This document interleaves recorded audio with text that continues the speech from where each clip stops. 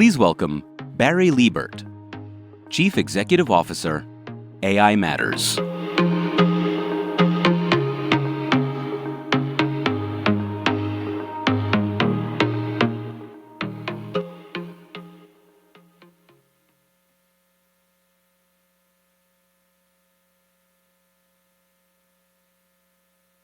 And I want you to think for a second about whether or not and how you would answer this question.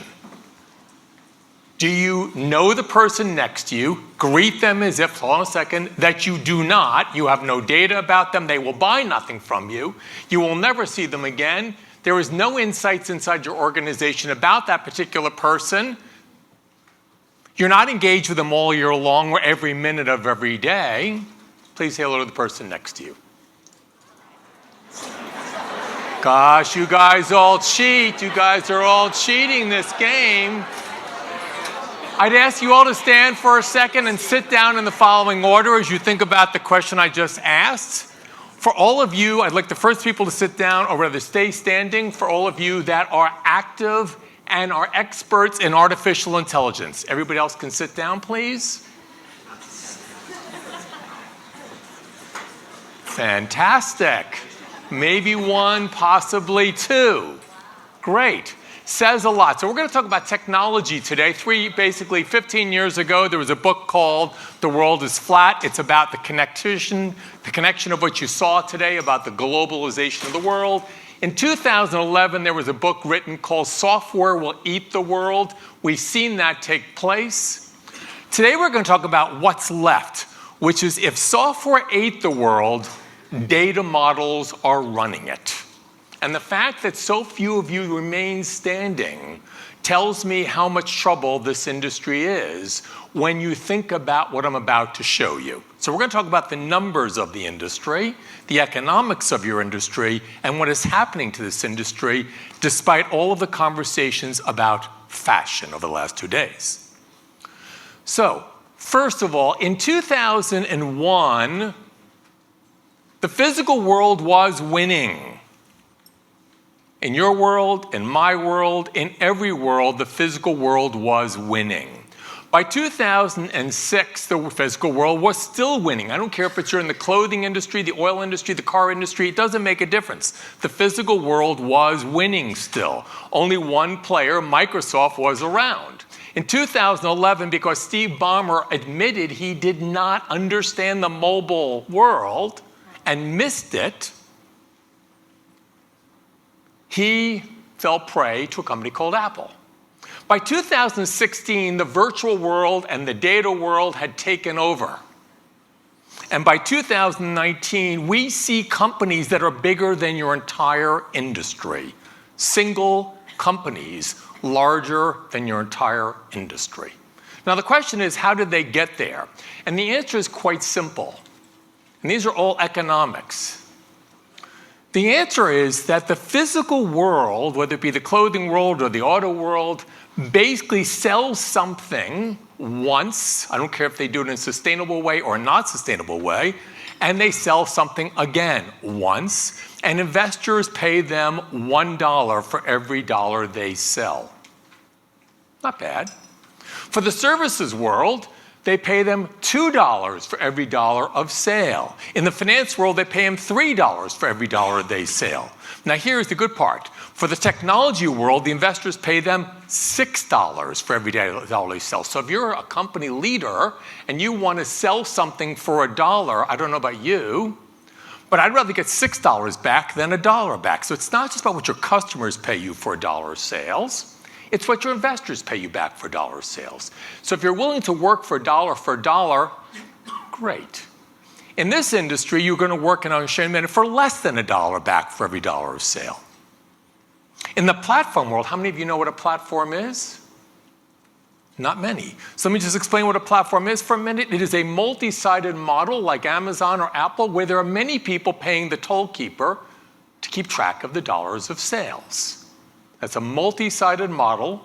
You get paid by multiple people to keep the technology platform working. Uber, Lyft, Airbnb. So the reasons that you care is that the numbers speak for themselves. The gross margins, the growth profits, the annual growth rates of these new business models are stellar. The physical world lost a long time ago in your industry and every industry. And to prove it, I'm an ex-McKinsey alum. McKinsey's research said this at the beginning of this year for you, that the 4 most important things in your industry are mobile assessed, platforms first, startup thinking, and getting personal. The only way you can get personal at scale is by artificial intelligence. AI is empathy at scale. It allows me to know you better than you know yourself. It allows me to anticipate your wants and needs. It allows me to make available to you what it is you want when you want it. And you can't do that even at this size in this room without AI. You sure as hell can't do it for hundreds of thousands of people, let alone millions or billions.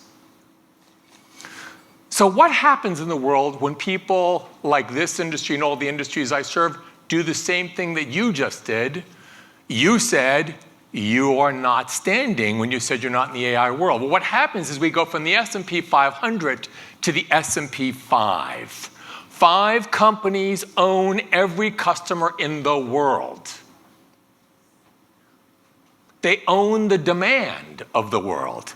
They own the consumers of the world. They own the supply of capital of the world. They own the talent of the world, and they own the data of the world. They have won. Game over.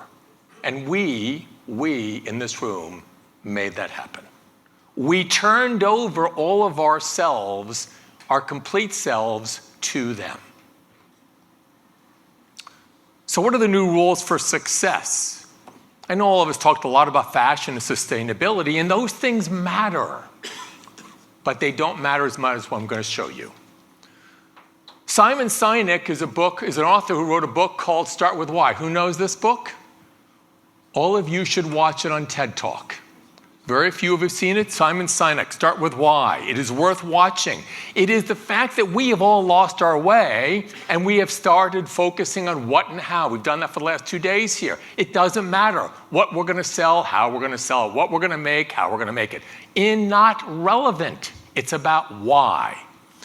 But when you think about it, as I always say, only a man would write a book about Start With Why. What woman in this room would say it's about why? They would start with something completely different the way I started my journey in 1993 when my wife was dean of students at Harvard Medical School and asked me a simple question, which I hope all the women in the room can answer. Why don't men get it, Barry? What's the answer to her question? What don't men get? Come on, ladies. What's the answer? Everything. That is correct.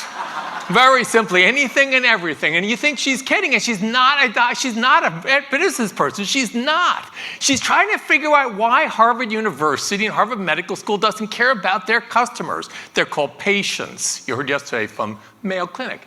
They're called students. They're called parents. They're called friends. They're called family. Why didn't they care in 1993? And here I was a director, board member at the Hancock, caring about the size of the buildings we owned. How many square feet, how much rental we did, how sustainable we were. That's 1993. The answer is you start with who.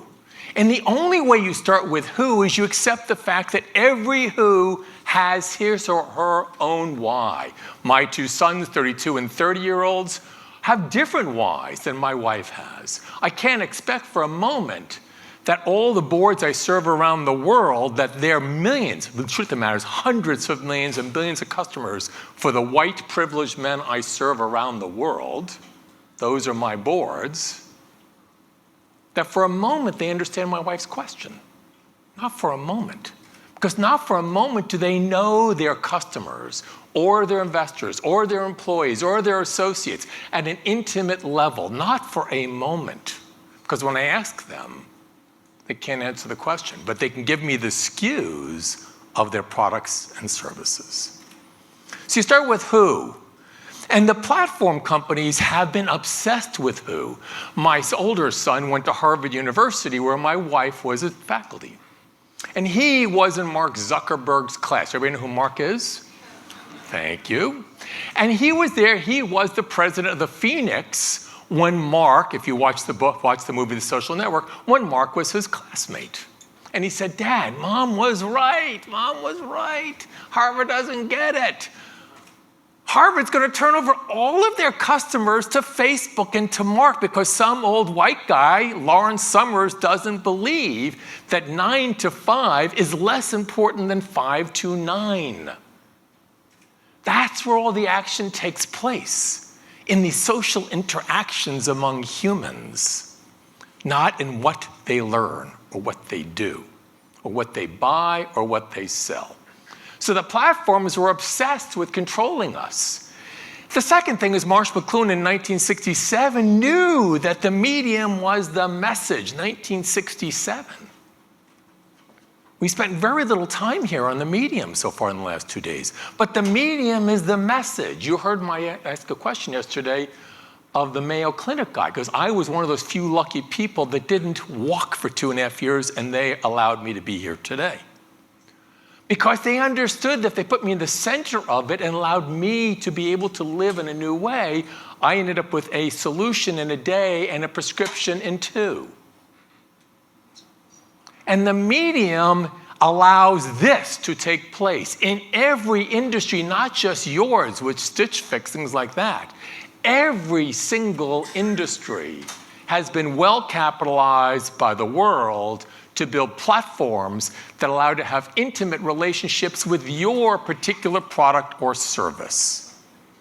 Every industry has a platform participant. And then it's about when. Now, my wife is probably a perfect customer for you, but I try to explain to all my very famous brands that there's a good reason why she's not. She looks like this buyer. She goes online, she gets it the minute she wants, it shows up. I feel like I'm a full-time customer of UPS and FedEx, 24/7. Plus, I have 50 colors of black Lululemon in my closet, and she tries to tell me they're different.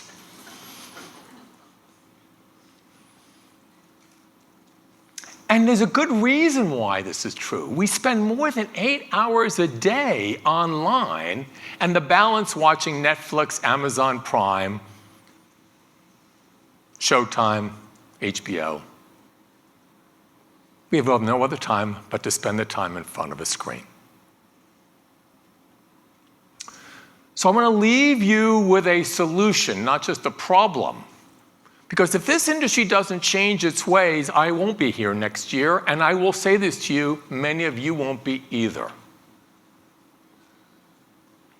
You may not believe me, but if you look back at your industry's history, my first customer in this industry were Herb and Mel Simon, and their whole message to me is, Barry, I hear your message. Just get women to buy more. And I go, excuse me, I am not that powerful. David is my classmate. I am not that powerful to get women to do anything.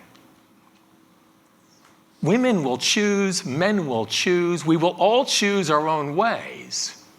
And if we are not enabled to choose in new ways, growth will not be available to you, whether it's sustainable or not. Growth will be sucked out of this industry by the S&P 5.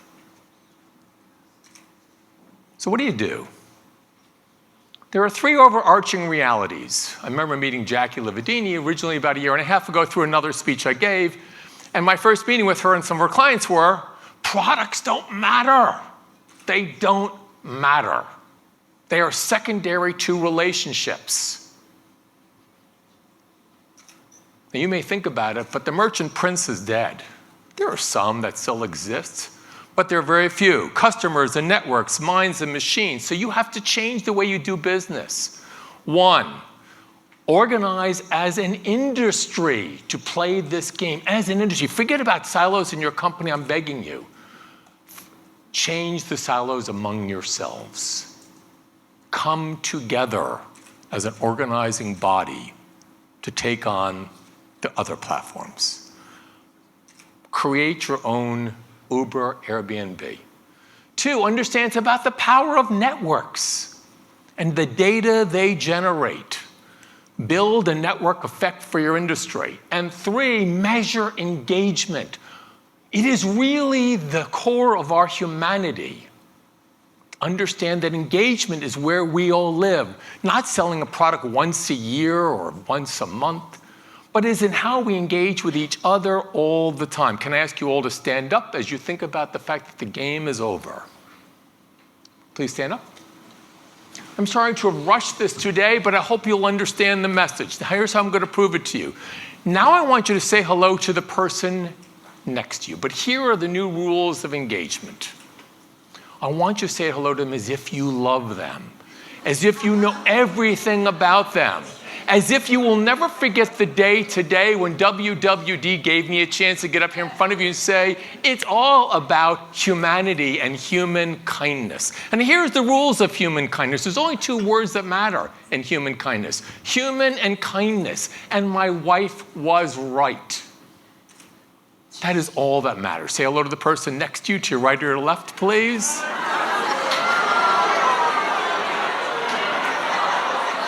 Thank you all very, very much. A hand for all of you. I appreciate it. Thank you very, very much.